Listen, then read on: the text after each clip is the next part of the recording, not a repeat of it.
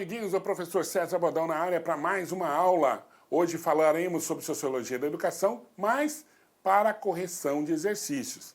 Falaremos de novo sobre o Paulo Freire, só que agora vamos corrigir muitos exercícios sobre o Paulo Freire. Se você vai fazer a sua prova no concurso público, você vai se defrontar com questões relacionadas ao Paulo Freire, tá? Sobre o Marx, sobre o Durkheim, sobre o Comte, sobre o positivismo, sobre o Max Weber, tudo bem. Mas você vai fazer também relações com o Paulo Freire. Você vai saber, tem que saber sobre o Paulo Freire. E quando nós falamos de Paulo Freire, nós falamos de uma perspectiva de um autor que trabalha com relação ao marxismo. O Paulo Freire, ele tem uma influência marxista, certo? Então o Paulo Freire vai ter algumas palavras-chave que você vai poder identificar. Por exemplo, falando de Paulo Freire, nós estamos falando de educação libertadora, de educação emancipatória, de transformação da educação pelo aluno, de aluno que não é passivo. Então, a passividade é da educação tradicional. Para o Paulo Freire, o aluno não é passivo, o aluno é um aluno que dialoga. Então, ele vai ver, você vai ouvir muito a palavra dialógica, dialogicidade, etc. Tá? Então, são algumas palavras que vão estar no ambiente de que nós chamamos do ambiente do Paulo Freire, tá? Para a educação em relação ao Paulo Freire. Então, vamos lá.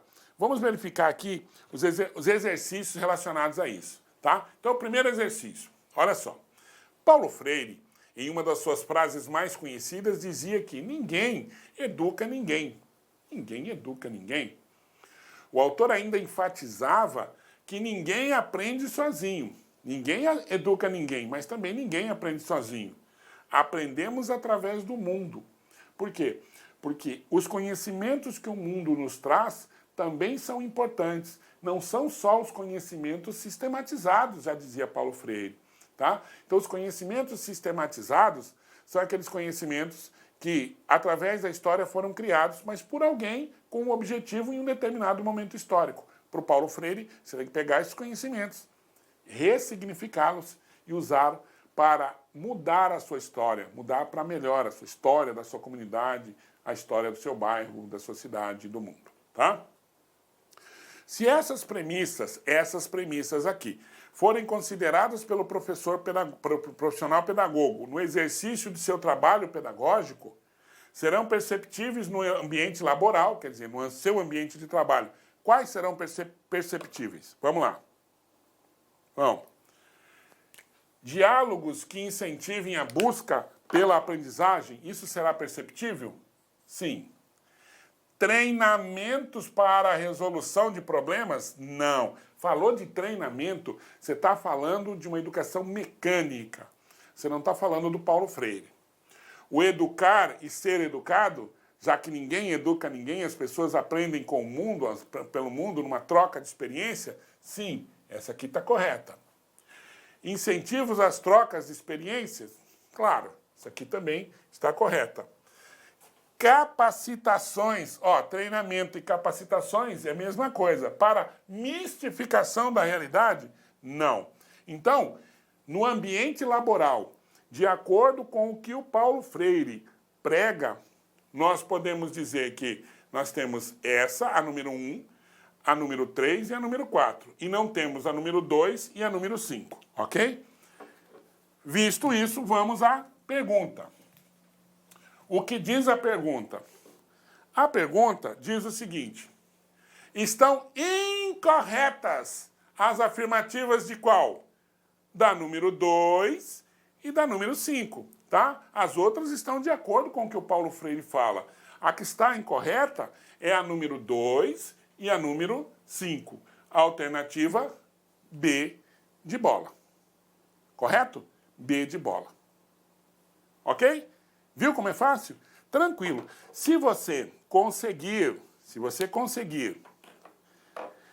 relacionar o que você está vendo, relacionar o que você está fazendo com as palavras-chave baseadas no texto, você vai conseguir entender como um todo a ideia que o Paulo Freire trata, tá? Então, quando você vai estudar a parte da sociologia da educação, a parte da história da educação, você precisa trabalhar com palavras-chave, palavras relacionadas a determinadas ideias.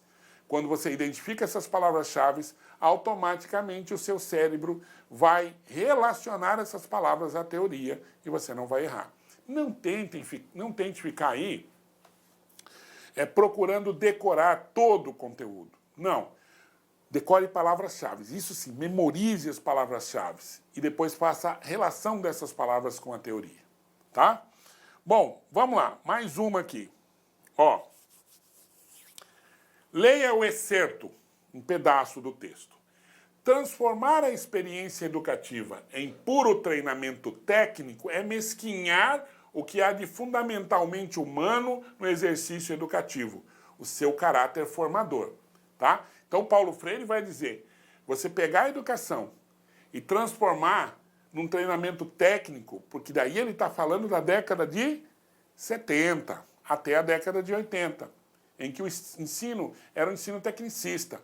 Você transformava o aluno num robô, certo? Você falava, ó, aperta assim, aperta assim, aperta assim, aperta assim, vai, faz aí isso 50 vezes. Você ficava tum, tum, tum, tum, né? Como é que funcionava isso na educação? Na educação, você pegava um conteúdo e ficava decorando. Depois o professor ia lá e perguntava a respeito daquilo que você decorou. Era uma mera transmissão de conteúdo. Transmitir, de fato, conteúdo.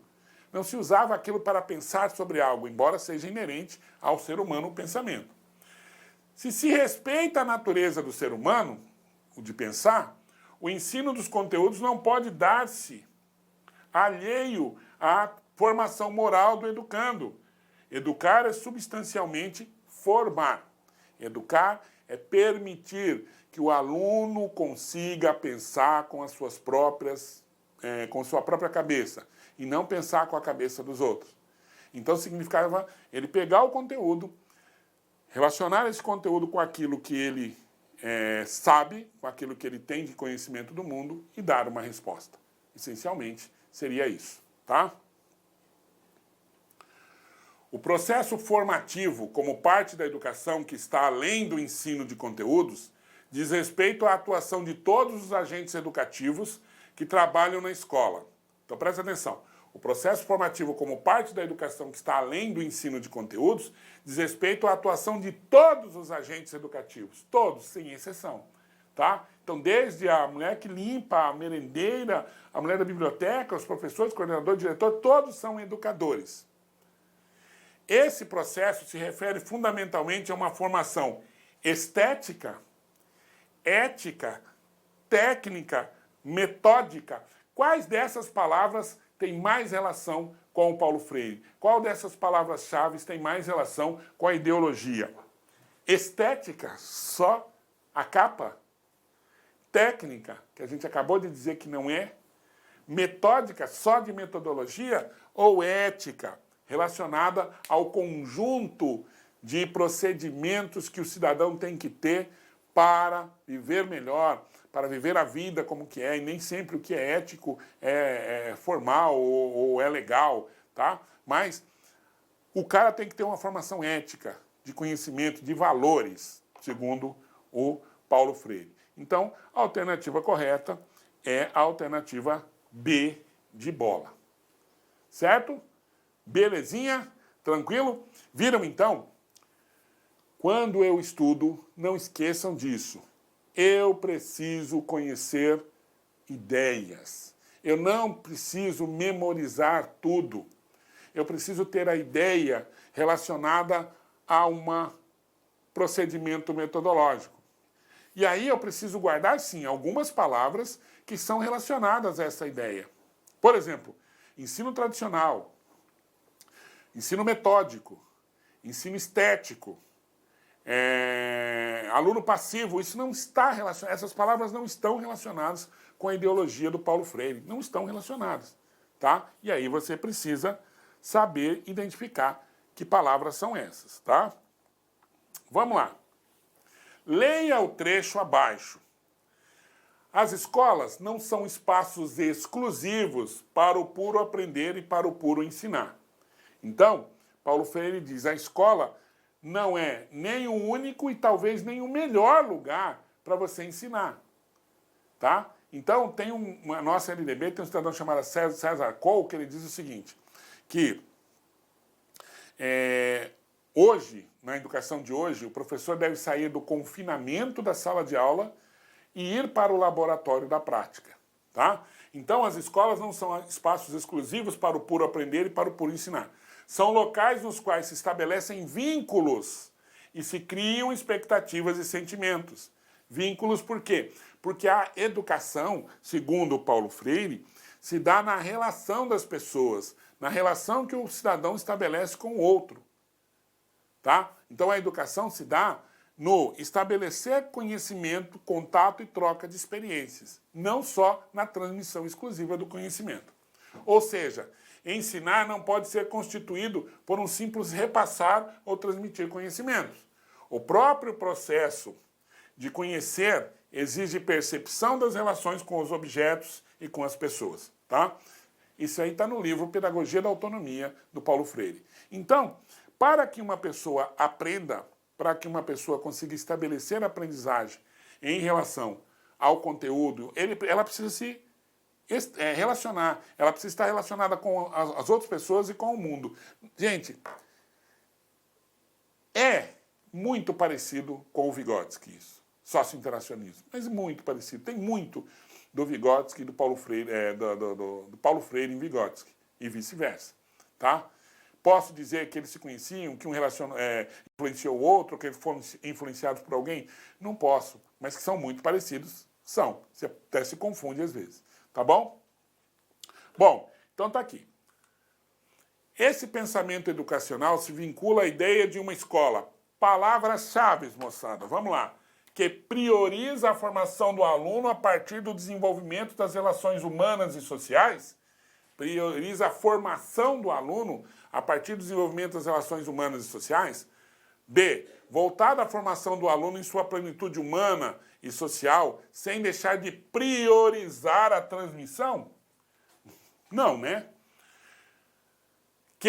C. Que a partir da preservação e transmissão de valores e conteúdo, falou em transmissão, você não está falando de Paulo Freire. Então, a letra B e a letra C, a letra A nós vamos analisar.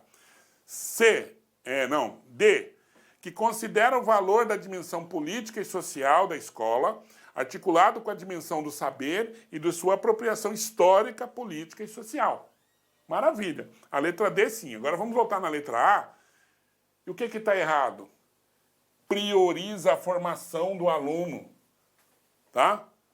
Não é a formação do aluno. Eu priorizo a construção do conhecimento. Quando eu falo de formação do aluno, eu estou falando que o aluno vai ser formado por mim, pela escola, pela sociedade. Não é. O Paulo Freire fala que ninguém ensina ninguém. Os alunos aprendem na relação com os outros. Então, olha aqui, ó. Considera o valor da dimensão política e social da escola, articulado com a dimensão do saber e de sua apropriação histórica, política e social. Articulado. O aluno tem que saber as questões relacionadas ao ensino que foi sistematizado historicamente, mas ele precisa relacionar isso com as dimensões políticas, sociais que o cercam. Então, fazendo isso, ele está na perspectiva do Paulo Freire. Quando ele prioriza a formação, a educação prioriza a formação, ela está dando uma formação para o aluno. O aluno não está interagindo, tá? Por isso que essa primeira está errada. Mas aqui, basicamente, você ficava entre a letra A e a letra D, e eu tenho certeza que você acertaria essa questão aqui, sem dúvida nenhuma. Tudo bem? Beleza? Tranquilo? Ok. Vamos lá para outra questão. De acordo com Paulo Freire, em 1996, em Pedagogia da Autonomia, pode-se afirmar que, de novo, palavras-chave, tá? De novo, palavras-chave. Ensinar não é necessariamente uma especificidade humana. Como assim? O homem aprende a todo momento. O homem, desde que ele nasce, ele aprende. Tá? Então, as teorias relacionadas ao Paulo Freire, ao Piaget, ao Vygotsky, que são teorias muito parecidas, elas vão preconizar o seguinte: quando o ser humano nasce, ele nasce com capacidades natas e inatas. Quais são capacidades natas? São aquelas capacidades que o cidadão tem e que já nasce com ele. Por exemplo, chorar, mamar, ninguém ensina para ninguém. Mas a partir desses conhecimentos, da relação com o outro, ele vai aprendendo outras coisas. Então, ensinar é uma especificidade humana. A letra A está incorreta. Ensinar exige liberdade moderada. Tem que ter liberdade pero não mútuo. Claro que não. Que se contrapõe ao autoritarismo tradicional, sendo que ambos devem existir. Tradicionalismo, tá?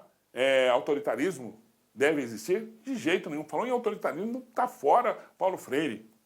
Ensinar exige reconhecer que a educação não é deveras ideológica. A educação é ideológica.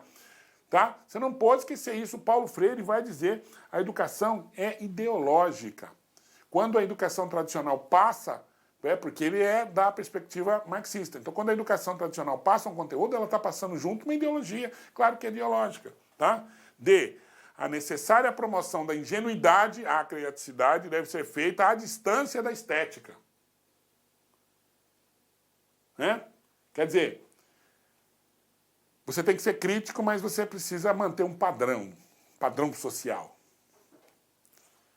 Ensinar exige rigorosidade metódica. Presta atenção que aqui parece que está errado, né? Mas o Paulo Freire fala: o professor precisa ser bem informado e precisa ter uma metodologia bem construída para que ele possa educar. Tá? Então essa é uma questão que não é muito fácil, mas você indo por eliminação, você consegue identificar qual é a questão correta de acordo com a pedagogia da autonomia. E se você puder, vá lá e leia o livro. É importante ler também o livro, Pedagogia da Autonomia, ou pelo menos leia um resumo, sei lá, se você não puder ler o livro todo, tem muitos resumos, muitas resenhas a respeito, comentários, faça isso, tá? Mais uma questão, olha lá. O educador Paulo Freire não era pedagogo, como muita gente pensa, ele era um advogado, então ele era um educador. O educador Paulo Freire argumentava que é impossível pensar a democratização da escola sem superar os preconceitos contra as camadas populares, os negros, as mulheres, as pessoas com deficiências e as minorias. Nesse contexto, a escola deve assumir na sociedade contemporânea uma função social diferenciada e ser um local privilegiado para... Então presta atenção. O Paulo Freire, por ser marxista, ele vai trabalhar com as camadas mais populares. Ele foi exilado lá fora, na África, ele começou a alfabetizar adultos, tal, entrou em contato, e ele tem essa perspectiva, a formação marxista mesmo. Então ele vai dizer, o educador Paulo Freire argumentava que é impossível pensar a democratização da escola sem superar os preconceitos contra as camadas populares, os negros, as mulheres, as pessoas com deficiências e as minorias. Por quê? Porque para ele a escola não era formada para essas pessoas. Tá? Então eu vou dizer, a escola tinha um modo de ser, um modo de se vestir, um modo de atuar e uma linguagem própria, que não era da camada. Então as pessoas que vinham para a escola, ao invés da escola se adaptar ao aluno, o aluno é que tinha que se adaptar à escola. Tá? Então nesse contexto, a escola deve assumir na sociedade contemporânea uma função social diferenciada e ser um local privilegiado para... Olha lá. Viabilizar as políticas nacionais de educação.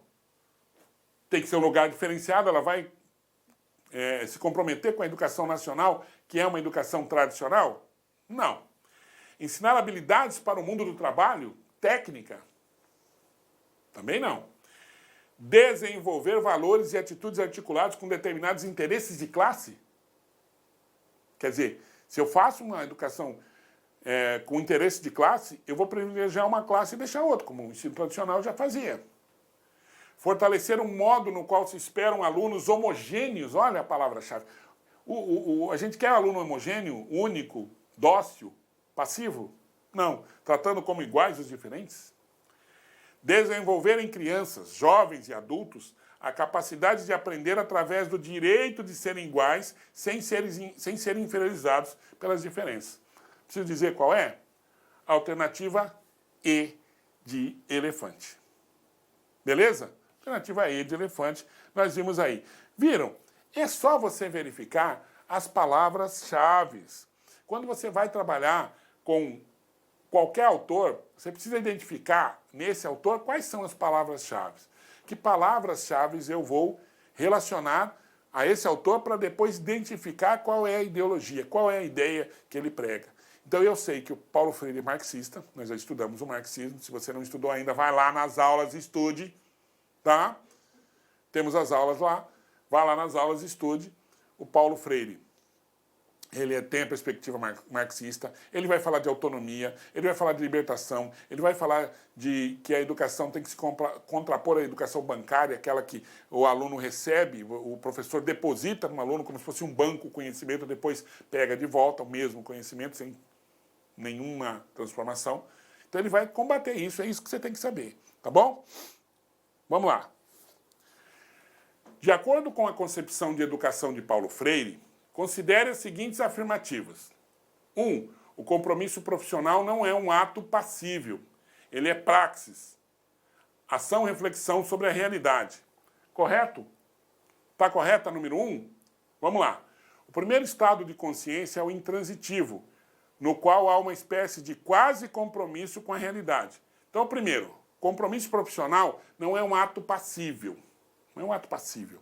Ele é praxis, ação, reflexão sobre a realidade. Ou seja, compromisso profissional, professor, não é um professor que vai pegar o conteúdo e transmitir o conteúdo, mas ele é um ato constante de refletir sobre a sociedade, refletir sobre a realidade para fazer a sua ação. Certo? Perfeito. Tá? Perfeito. Aqui está correto. Depois, o primeiro estado da consciência é o intransitivo. Sim, ele diz isso no livro. No qual há uma espécie de quase compromisso com a realidade. Por quê? Porque se você tiver um compromisso com a realidade só com os conteúdos, você está sendo um mero transmissor. Mas se você pegar esse conteúdo da realidade e transformá-lo, você está sendo um professor transformador, um professor que vai trabalhar com a perspectiva de formar um aluno reflexivo. Então está correto.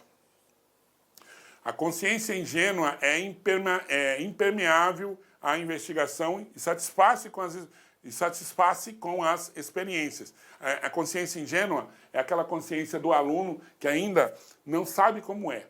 Então, ela é impermeável à investigação e satisfaz com as experiências. Certo? Correto. A 1, a 2 e a 3 está correto. 4. A consciência crítica tem forte conteúdo passional. Passional.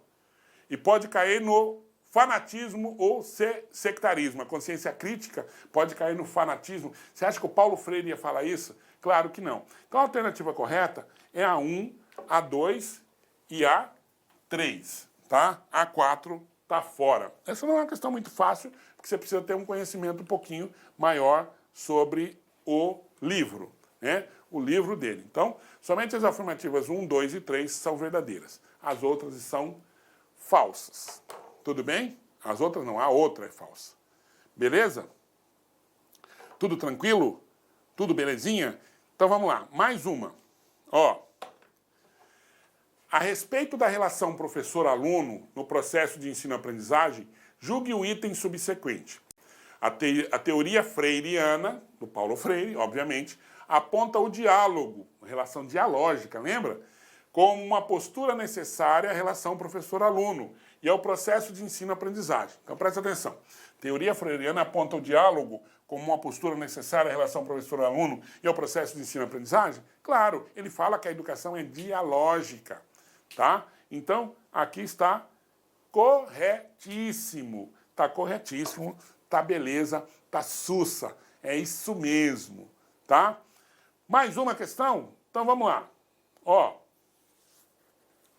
Na década de 60, o educador Paulo Freire destacou-se ao propor uma nova abordagem no processo de alfabetização de jovens e adultos, organizadas em círculos de cultura, nas quais eram utilizadas as palavras geradoras. Lembra que nós falamos? Palavras geradoras são aquelas usadas do próprio cotidiano da pessoa. Se a pessoa é construtor, vai trabalhar com obra, com tijolo. Se a pessoa trabalha no campo, vai trabalhar com as palavras do campo, etc. No livro Educação como Prática da Liberdade, de 1992, O autor postula que a escolha das palavras geradoras tomava como base 3 critérios, quais sejam. Aqui você precisa saber o livro, você tem que entender o livro, tem que conhecer, então eu sugiro que você conheça. Então, mas vamos lá. Levantamento do universo vocabular, ficha de descoberta e riqueza fonêmica? Não.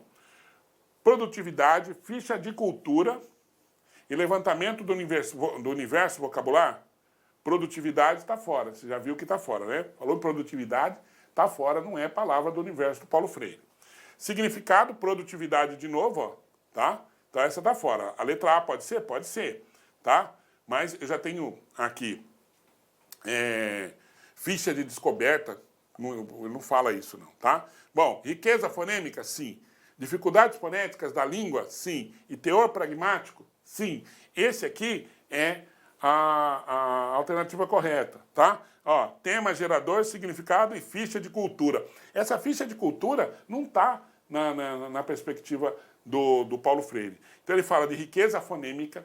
Por que riqueza fonêmica? Porque todo mundo, quando fala, tem um tipo de som, né, que você produz e depois a fonética também, riqueza fonética também, tá? Dificuldades fonéticas da língua também, dificuldade de pronúncia. Por quê? Porque o aluno vem para a escola com um tipo de falar, de pronunciar as palavras que pode ser diferente das outras. E ele tem dificuldade. O aluno que troca o L pelo R, às vezes tem dificuldade de falar o L, tá? E isso pode causar preconceito, etc. Tá bom? Então essa é uma questão que você precisaria ter um conhecimento um pouco mais aprofundado.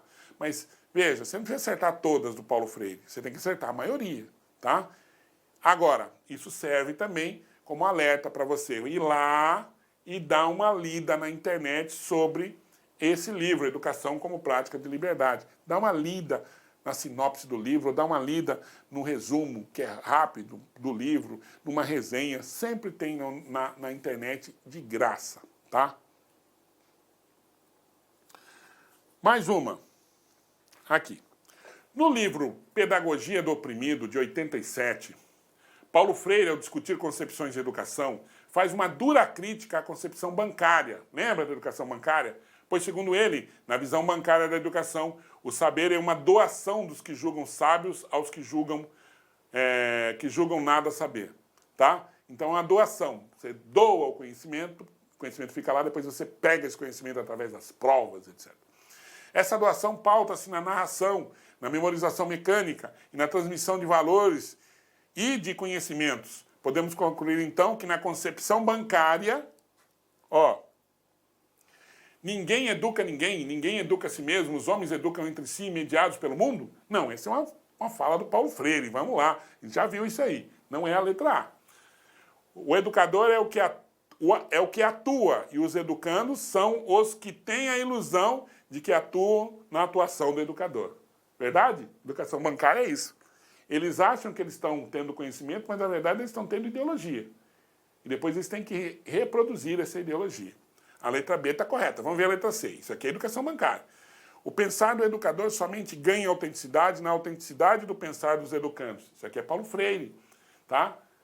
O pensar do educador só se mantém quando ele faz essa relação de troca com o educando. A relação dialógica está presente, pois esta é imprescindível para a construção do pensamento crítico. Isso aqui é Paulo Freire. Dialógica é Paulo Freire.